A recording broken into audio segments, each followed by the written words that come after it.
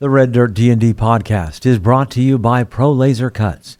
The Oklahoma company provides pre-made and customizable design laser cut dice towers, tokens, and more, developed by a gamer for gamers, and now available to enhance your tabletop game.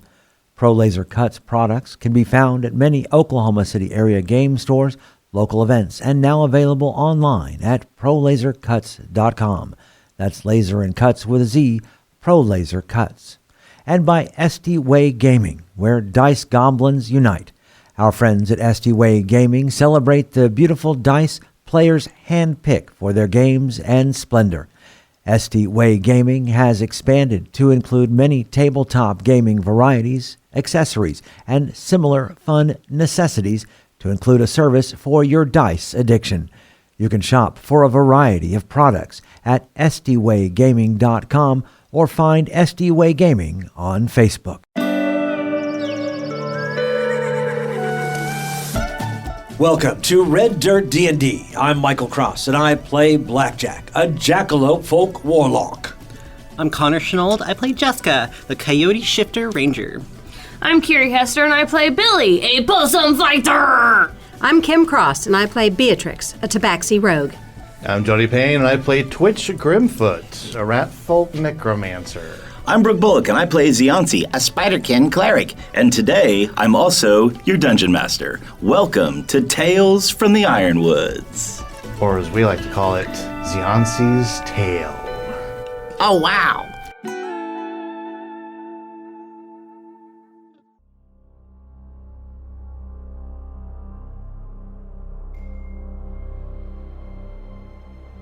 We see stars in the void. It's silent and beautiful, the blackest of backdrops with distant but brilliant pinpoints of light. A faint crackling sound comes to our attention as if stiff parchment was being crumpled, and cracks begin to appear in the view of this sea of night. They're jagged and haphazard like the tendriline across a cracked eggshell.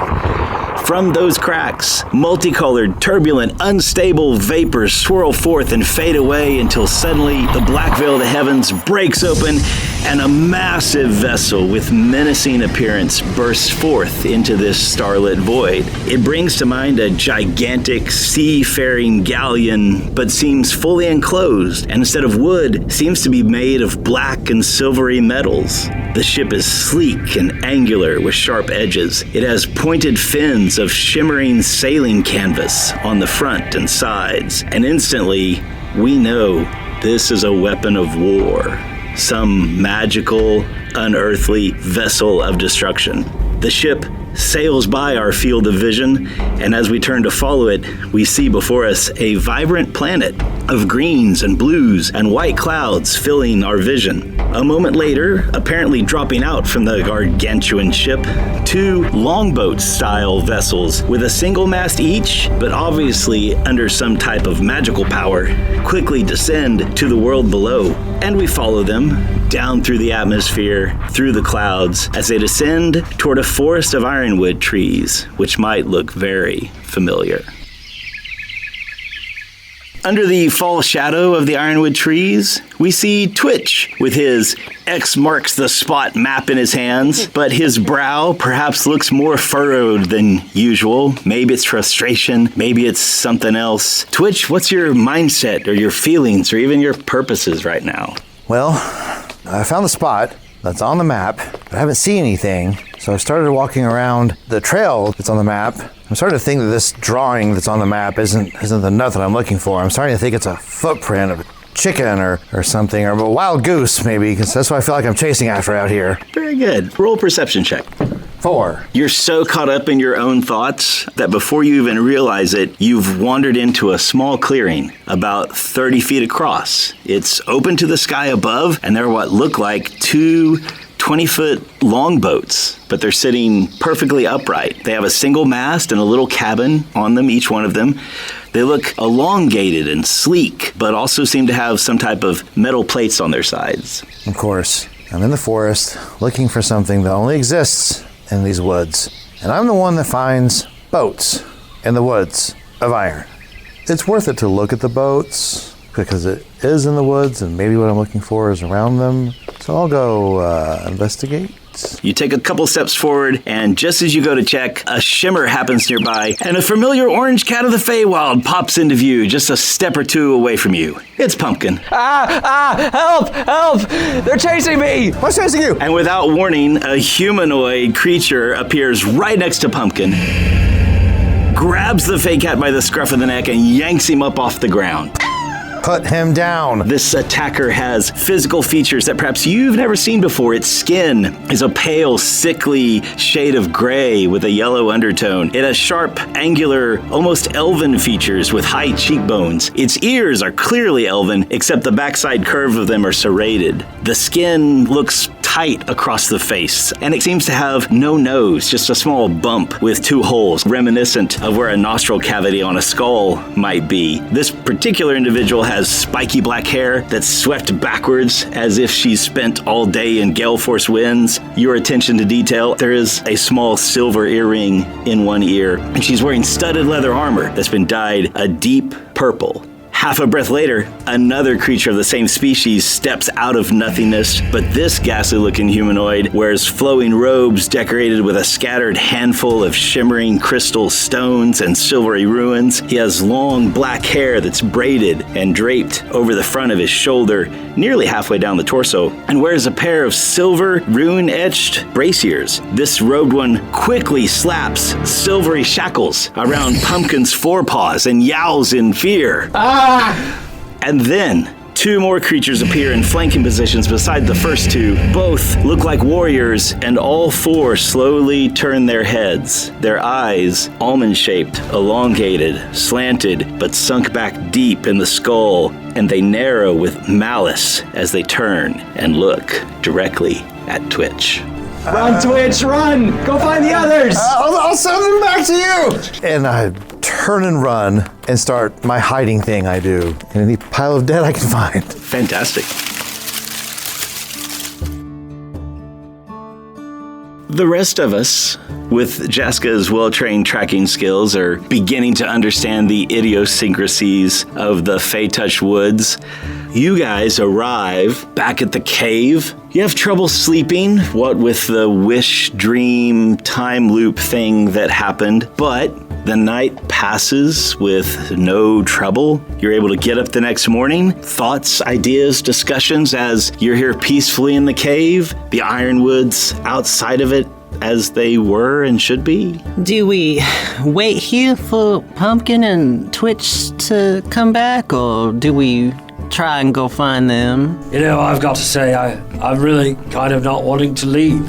It's quite nice in here, especially for how terrible yesterday was. Boy Scouts say if you are lost, you stay still, and that's how people find you.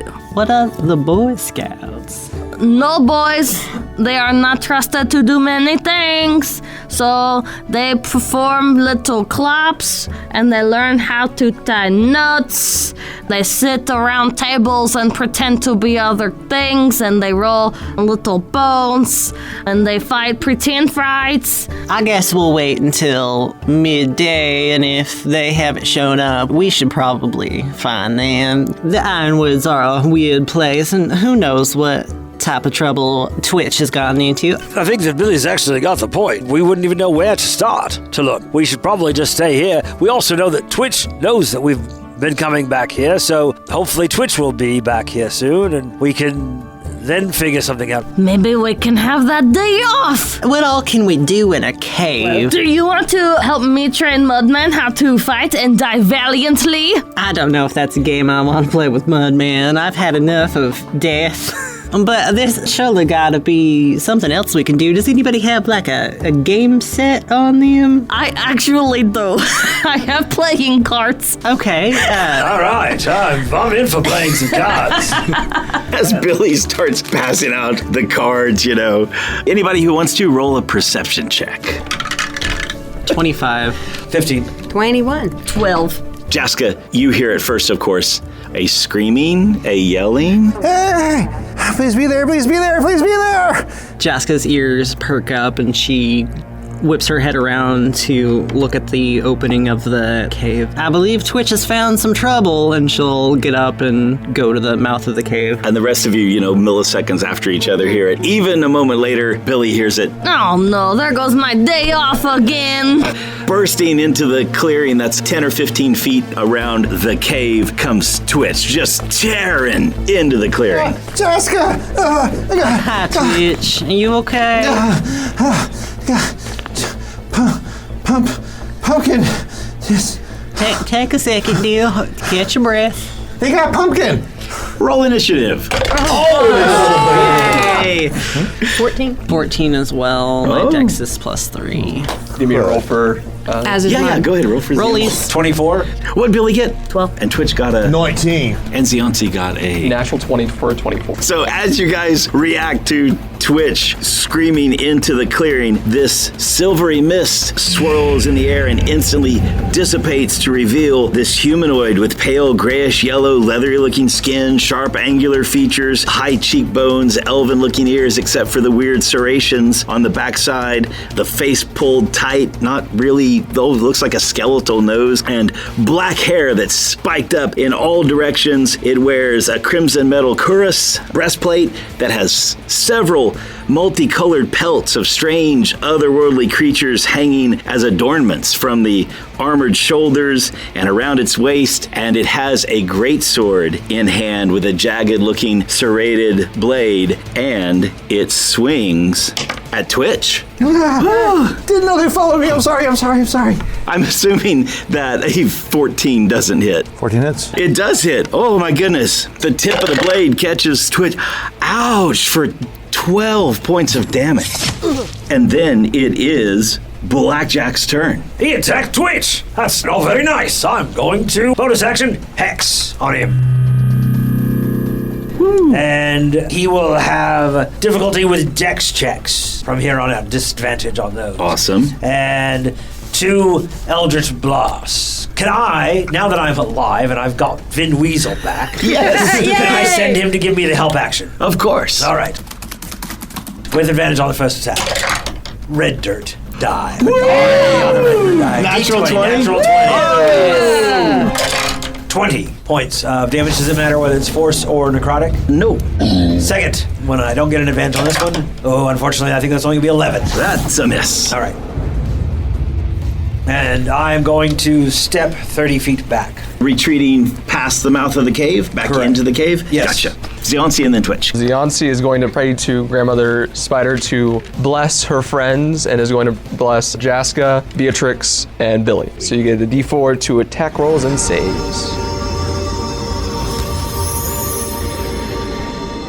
Twitch, you're up. Yay. Magic missile just in a freak out of 10 points of damage. What do your magic missiles look like as they slam into this thing? They have dark centers and bright glowing edges, purple to silver. Very cool.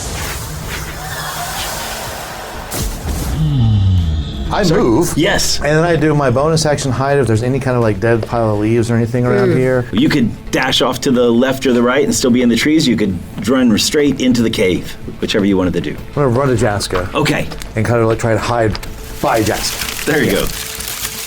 Beatrix is up and then Jaska's on How deck. far away is Beatrix from? About 20 feet. So then she's going to run up into it and try to rapier.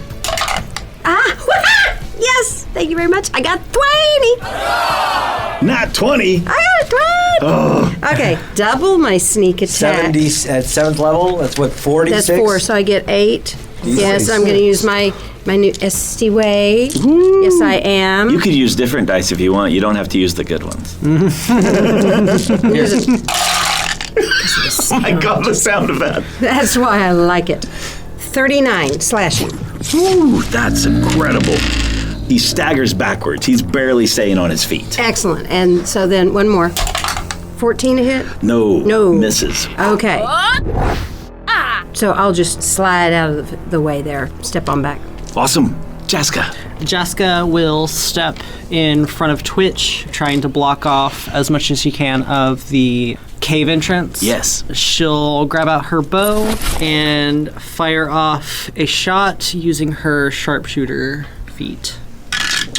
That's a 23 24 to hit. That's a hit. They're going to take 18 points of magic piercing damage. And my second shot, same thing. A 23 to hit. Also a hit.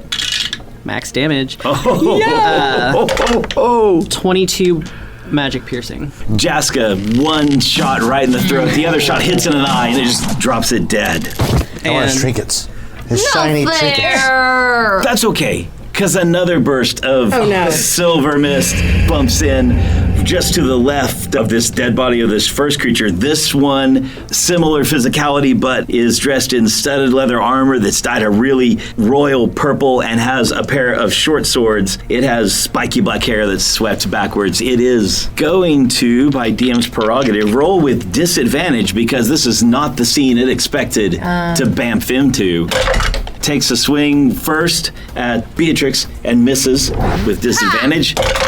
But a 20 probably hits. Yeah. All right, very cool. And does 9 points of damage with one of the short swords. Okay, so I'm going to dodge that. Uncanny dodge, yep. So 4 points. Billy! Billy is feeling very underpowered. His friends have just done a lot of damage, and he only do 1d6. I believe in you, Billy. Thank you. Yeah, he's just gonna run in swinging on the guy. First is over 20 to hit. 8 slashing damage from the sword and the stone. Second attack, also over 20. That is only 7 slicing damage. But he is going to stand real tall and try to look real big and say, "Who are you and why are you attacking my friend Mr. Twitch?" So I'm going to spend a superiority die. So added to the damage from earlier is another 4. Okay. And I'm doing menacing attack. So when you hit with a weapon attack, you can expend a superiority die to add to the total damage roll, which we just did. And the target must make a wisdom save 14. On a failure, it is frightened of you until the end of your next turn. Natural 16. Okay, he's not frightened. Not afraid of the possum. Very good. What's Billy's armor class? 18. So, an arrow comes flying down from your diagonal left and does 8 points of damage to Billy, and a second arrow misses. Do you look to see where the arrow came from? Of course. Up in one of the trees, you see another one of these yellow, leathery-skinned warriors with a red tabard and silvery chainmail underneath. It has a long bow that looks very lightweight and nimble, perfect for the quick deployment of volleys, and there's a longsword at its hip. She has tattooed markings on her face. Her hair is slicked back like a warrior that maybe wants to stay in the shadows, and we will see what happens after this.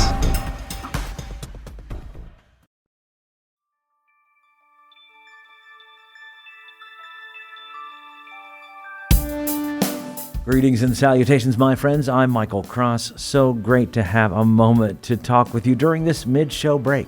First off, I want to invite you all to join us as Patreon members.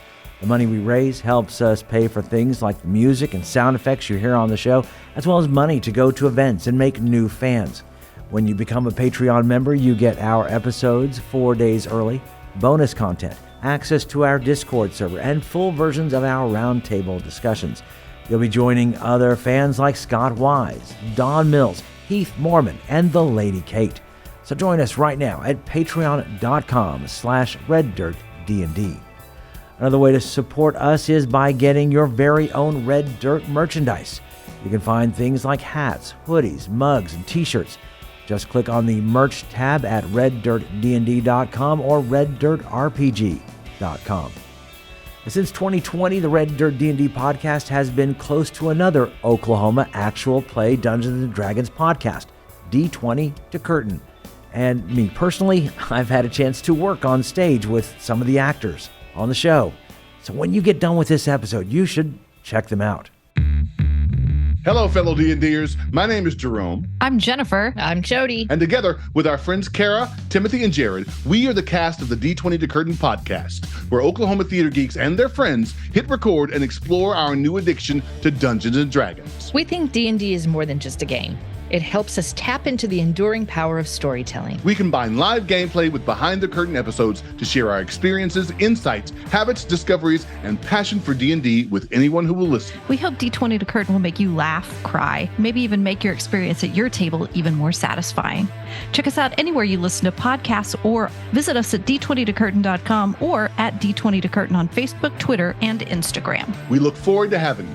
All we ask is that you have fun, be kind, and play the role. If you're looking for more content, make sure to check out our YouTube page with Mysteries of Beatrix live every Wednesday. Keys from the Golden Vault from the Red Dirt Outlaws dropping every Tuesday at noon, and Plausible Deniability every other Thursday at 7 p.m. So come check it out at youtube.com/@RedDirtRPG or search for Red Dirt RPG on YouTube. And we would love to hear from you. Find us on social media at Red Dirt RPG. You can also get in touch with us through our website at reddirtrpg.com.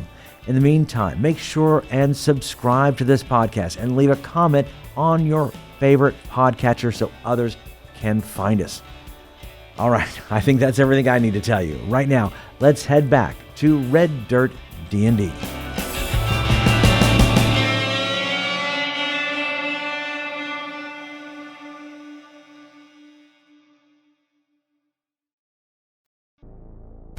Three grayish-yellow, leathery-skinned warriors have popped in to the small clearing outside of the cave where our group has been resting, evidently in pursuit of Twitch and perhaps some type of danger for Pumpkin. Battle has erupted, and it's the top of the round, so Blackjack.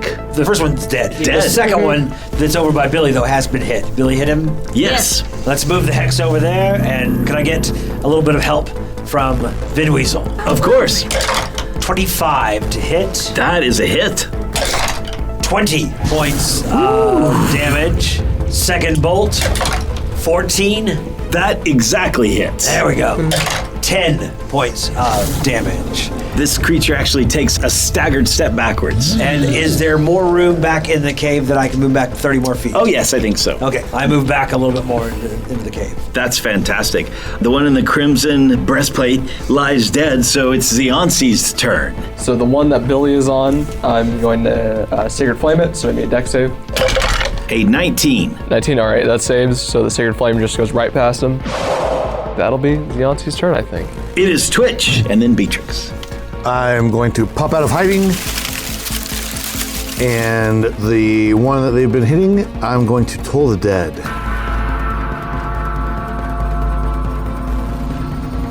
So I need that wisdom saving throw. Wisdom saving throw. 15? 15 is the number. Oh, boy. And then I'm going to run away further back in the cave. Awesome. Beatrix, and then Jaska. Again, how far away am I from that?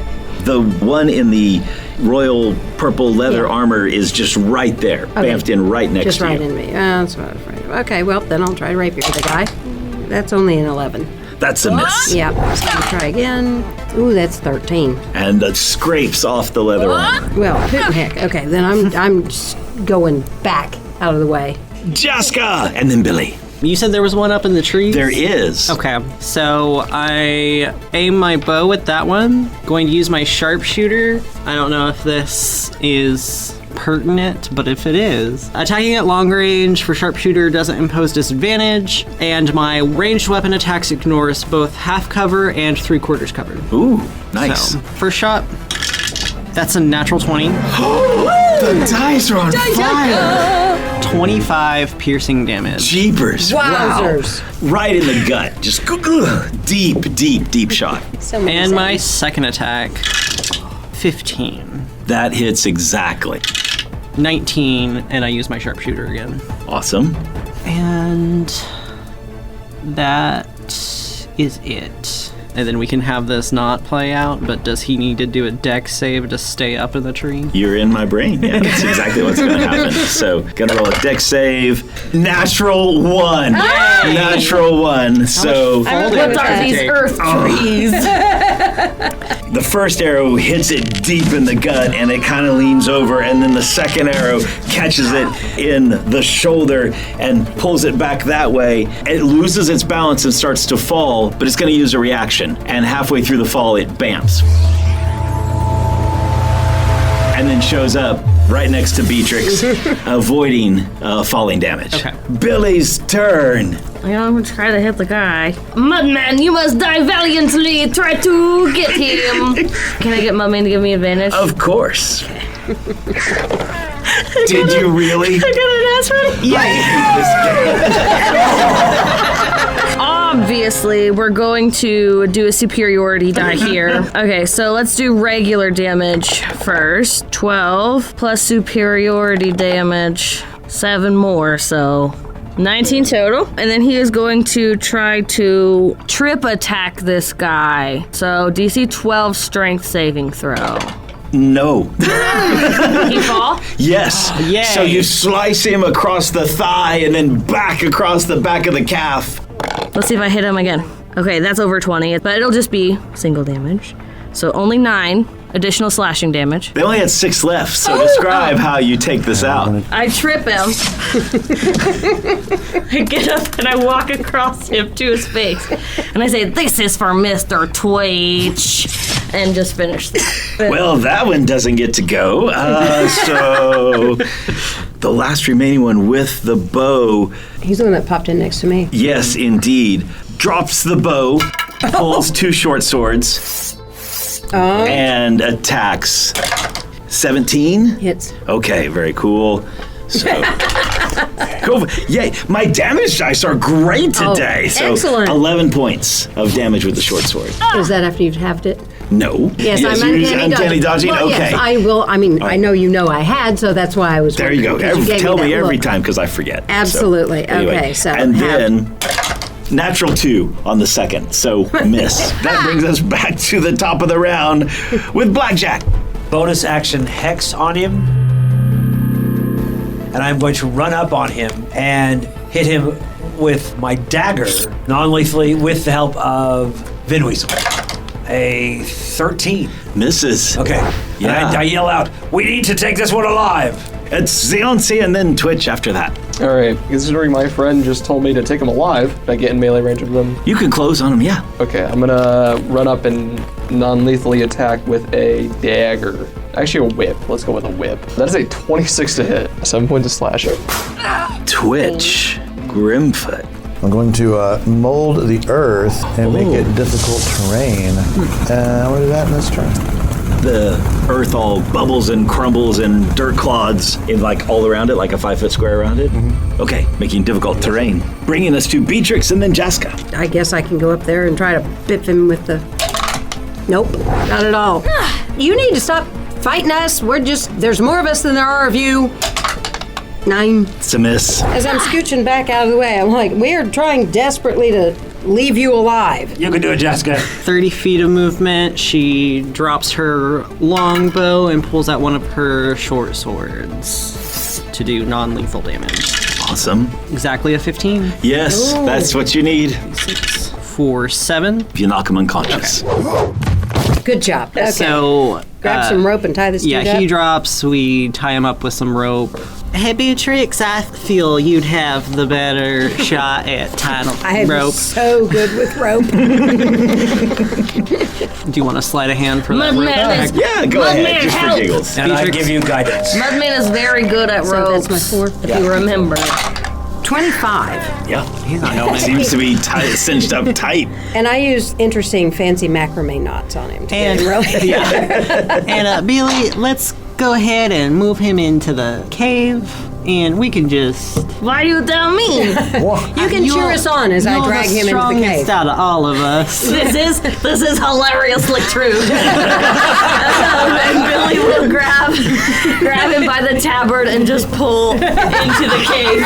It's surprisingly lightweight as an elf type might be. Like this one was, yellowish, leathery skinned, the red tabard, the chainmail underneath, the black hair that's slicked back, the elven but serrated looking ears, and has little tattoo markings on her face. I am going to search the other bodies. The one that appeared first, they have what is basically plate mail armor, a greatsword, 2 daggers, a spear. They've got a belt pouch, but it doesn't have much. It's got 15 gold pieces, 7 silver pieces, and 4 gems. You said that one of them has like a bunch of little fur Yeah, things. this guy. Beatrix, Yes? you seem so handy with the nuts. Do you think you could sew me a little jacket? I'm on it. I am so cold. It is cold here in the woods. I am whipping you up a patchwork And then jacket. I will be fancy like Black Jack. Absolutely. The pelts are odd looking. Like some of them are multicolored or really vibrant colors, not what you would call natural colors. Yes, I will be baby Black Jack. Yes, you will. It also has 1 potion of healing, and then there appears to be a letter of some type. All right, and what about the other one? Then, How much are the gems worth? 50 gold pieces each. And Right. a letter. And a Take letter. that letter. Very good. It's in some form of ancient Elvish. Wait Do a you have minute. any way to read anything? Blackjack? Yes, I do. I can read all languages. Isn't that a I thing? can read. Yep, it's a letter. There you Here, go. you take it. Some, All right. some form of He Elvish. had to You check can't on quite leadership. read. One of them has. But I can't like read. Elvish. So, when you focus on it for a moment, turn it over. I can read this. Hold on. You should read it out loud. Yes, okay. It says, "My dearest Yakun Jim, as I sit down to pen this letter, I can't help but think of the myriad of emotions that your mere presence brings to my heart. Your unparalleled strength and courage have always fascinated me. What truly sets you apart is your unmatched tracking skills. Watching you navigate the strangest realms and catch the most elusive prey leaves me in awe of your abilities. I cannot help but feel a deep yearning in my heart for your company. I adore seeing you in your crimson cuirass, with its exotic signs of your successes. The way the light reflects off the... This is getting very Wait, personal. Billy, you're too young for these. The way the light reflects off the metal, the filigree of house designs leaves me breathless. I often find myself lost in thoughts of... this really is getting personal, but it's okay. I often find myself This is lost a in thoughts of running my hands over the smooth surface of your armor, tracing your family glory as we think of uniting our houses one day. Billy covers his ears. I long for the chance to explore the world by your side, to witness the beauty of the world through your eyes and share with you the joys of killing our enemies together and bringing freedom to our peoples. Please consider this my request to be your companion, Yakun Jim. I promise to be the loyal and devoted and deadly partner that you deserve. With all my heart, Vanane Dunal. Yeah, you know what? That's great and everything. They're in love. One of them has pumpkin. What? Yeah, you Pumpkin. should have led with So, that. Yeah, you I- really well, buried the lead here. I'm out of breath and let me catch my breath. Technically, you led with, Why did I come back? I was in a shed checking out a boat. We are in woods. Why you need boats? That's what I said. And then Pumpkin appears, and I'm like, "Oh, hey, Pumpkin." He said they're chasing me. They're after me. And then one of them showed up and grabbed him. And then another one showed up. And then another one. And another one. And there were 4. And Pumpkin said, "Run, get help." And I came here, and they followed me. I'm sorry about that. Well, let's wake this one up and see what they're willing to tell us about where they have Pumpkin. Billy Hopefully that boat won't go too far. It's stranded in the middle of the Ironwoods. I haven't seen a lake. I'm gonna go over to whatever this creature No, is. wait, Jaska, let me slap. I want to slap. But before we do that, can I check the other body? You bet. You bet. Just for bookkeeping.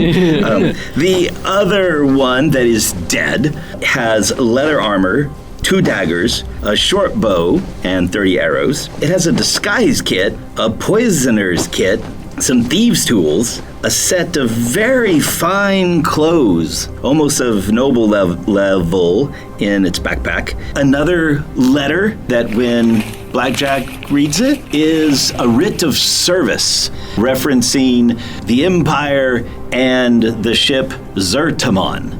It also has a small belt pouch with 12 gold pieces, 9 silver pieces, and 3 gems that are worth about 10 gold pieces each. There are 2 potions, a scroll, and a little brass key. On the last one, the one that's unconscious that you've bound up, leather armor, 2 short swords, a long bow, and 20 arrows, another set of really fine, noble-looking clothes in the backpack, the same writ of service with a different name, but the same ship name on it. There is an oil of slipperiness, a potion of vitality, a rope of climbing, a second scroll, and a small silver key. Ooh, I kind of want to see those keys. Yeah. I see those scrolls. Yeah, I head over the scrolls. I want to check out, see if I can figure out these potions. Roll like Arcana or something for... Arcana? Yeah, and roll a scroll. Roll for the scroll. Just 6, unfortunately. No clue. 26. Both of them are the same thing. They appear to be a little bit higher powered of the spell non-detection, but this one will cast it within like a 30-foot burst. So while they're questioning, I'm going to sit down and cast Identify as a Ritual on the potion. Awesome. So those potions were a potion of climbing and a potion of healing, and then the last one was just a potion of healing. That's the one I think I already said. Okay, so we've got 2 potions of healing? Yes. Okay. You guys, we can wake them up and figure out what's going on. Hurry up. And I've got the keys. Yeah. Billy goes to the unconscious creature and he give a good hearty slap. It does, kind of with a hiss. Like, What? Hello? What do you do with our cat? these elongated elven eyes that they're sunken back in the head a little bit. Weirder than elven eyes are. They just glare and narrow in its obvious hatred. Well, now I think we got off on the wrong foot. So it seems you have stolen our cat, and we'd really like him back. And it responds in a language that has some musical overtones to it, but yet also just sounds very harsh. Uh-oh, I think there's a language barrier. I cast tongues.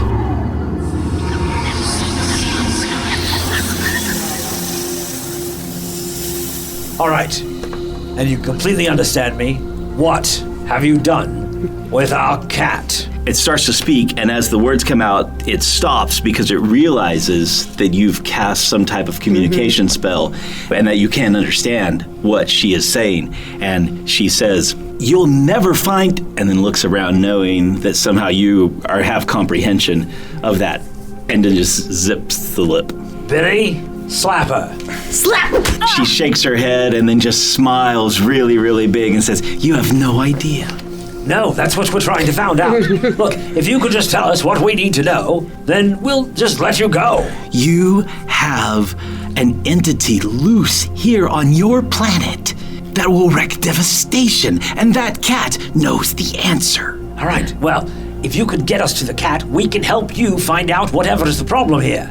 We don't need your help. You do because your friends are dead. By this time, your cat is giving all the answers that they will need. Where is the cat? And her eyes look skyward, where none of you have ever been.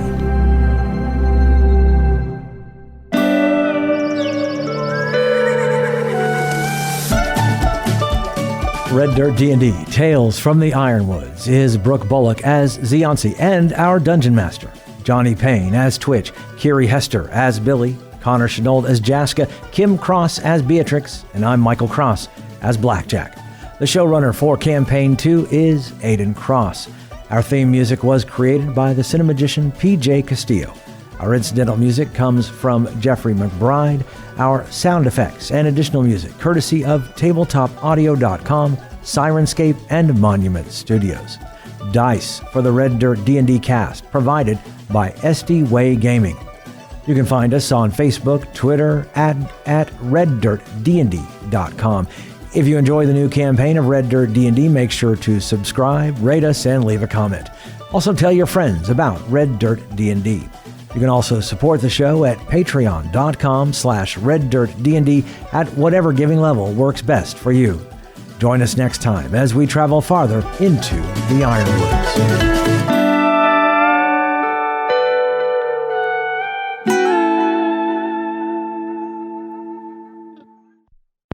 They roll little bones, and they fight pretend fights. Well, that just sounds weird. It's a silly thing. It's a silly thing, If for anybody sure. doing that, I'll beat him up. Throw in lockers. Well, I have soldier background. It give me playing cards. Unfortunately, they're all Billy-sized. Yeah. We play my favorite game. It's called Playing Possum. We all pretend to be dead. But our cards. I'm not going to be dead again. No, listen. It's not real dead. Dead just means like you're out of the game. We all pretend we're out of the game, and then we poof, and then we're in the game. You have to play to. It's better to play and learn rules. Do we just take a nap? No, here, and he'll start dealing out cards and playing a game that I'm not making up the rules for called Playing Possum. Alrighty. Oh my god. Yeah, when Aiden plays your 10, character, 15, you can look you- amazing. I was so ready to go. They kidnapped him. And y'all go, who? And I go, tall, orange. And then do this. I'm just going back out of the way. Very Way cool. back there.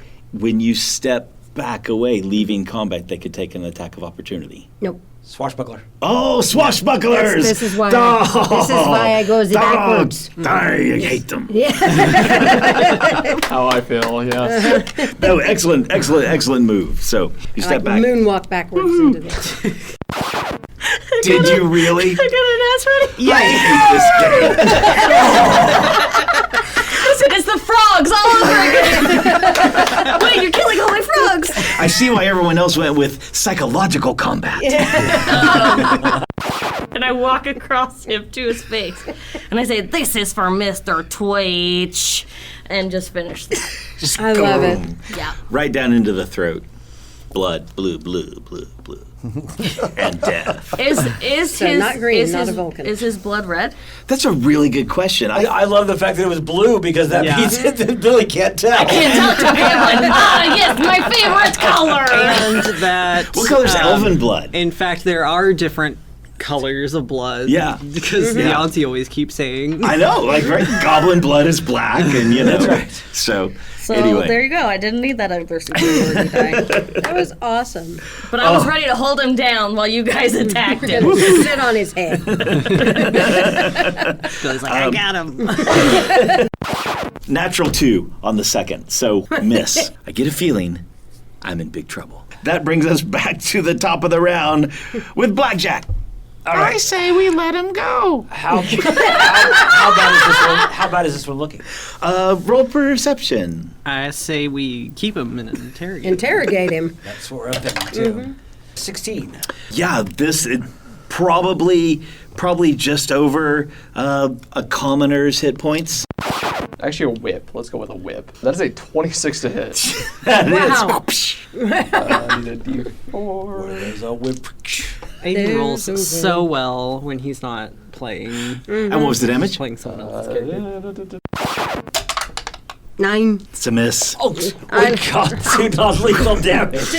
Well, you told me non-lethal. We can only attack lethally. The dice are just telling the story. Right. We've gotten too used to killing people. I'm moonwalking Not a good backwards thing or a bad again. thing. If you knock him unconscious. Good job. For the record, I did have a plan wherein Mudman could use his mud breath on him, which makes him unable to move. Oh, For the record, I had a plan for Billy to not attack lethally. With all my heart, Vanane, do know. Well, that was a little graphic. my Run my goodness. hands over your family jewels? Wait, what did it say? That is essentially what it said. By one word. It's affection. It's not. And It think is. of the uniting of our two families. So, we are getting mother married. hobos. It was very affectionate in several different ways. What happens if you just read every other word? We are in woods. Why you need boats? That's what I said! And then Pumpkin appears, And I'm like, oh, hey, Pumpkin. Yeah. It's pumpkin. What's going on?